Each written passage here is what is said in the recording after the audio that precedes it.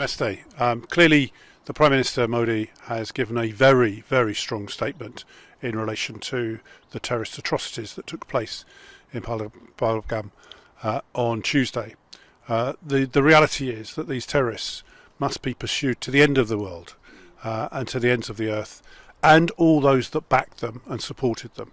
The reality is that these four individuals were armed with sophisticated weapons. These must have been supplied by forces such as the Pakistani army, or alternatively by other such actors.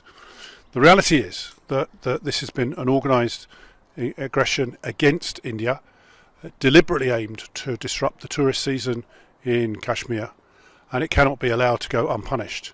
All those individuals that have perpetrated this terrible act need to be apprehended, questioned, and pointed out to who backed them, who supported them. There is an allegation that Hamas indeed were behind this, and they actually visited the terrorist camp on Good Friday.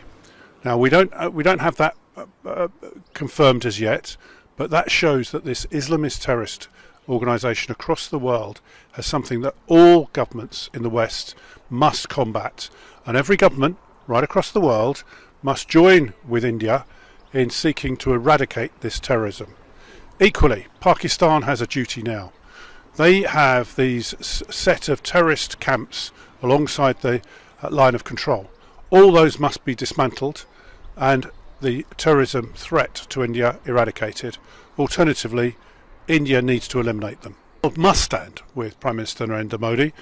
He has made a very strong statement about what's going to happen now. He has the support of all the opposition parties in India. It's united across the political spectrum. Now the governments of the West must unite and support India in its hour of need and make sure this threat of terrorism is eliminated once and for all. My sincere condolences to the families, the victims, and all of their relatives. The reality is this was a cowardly attack, deliberately targeted at Hindus and non-Muslims. I mean, we know that a Christian man was brutally murdered as well. So the sad reality is this was not some sort of sporadic attack or an attempt to disrupt. This was deliberately targeted at Hindu men. So what we've got to make sure of is that this does not continue. And indeed, I'm well aware that many Muslims in India are now demonstrating against this threat from Pakistan and the Pakistani terrorist organisations. Sad reality is that everyone around the world is sympathetic to India right now because of the terrorist outrage that's taken place. However, as we found, and Israel has found, it's all very well for people to be sympathetic when terrorist actions take place. When the government and the armies or the army take action, which obviously the Indian government must do and the Indian army must do, then it's important that governments that support the free world support them in the action that they take, whatever action that is required to eliminate this threat of terrorism.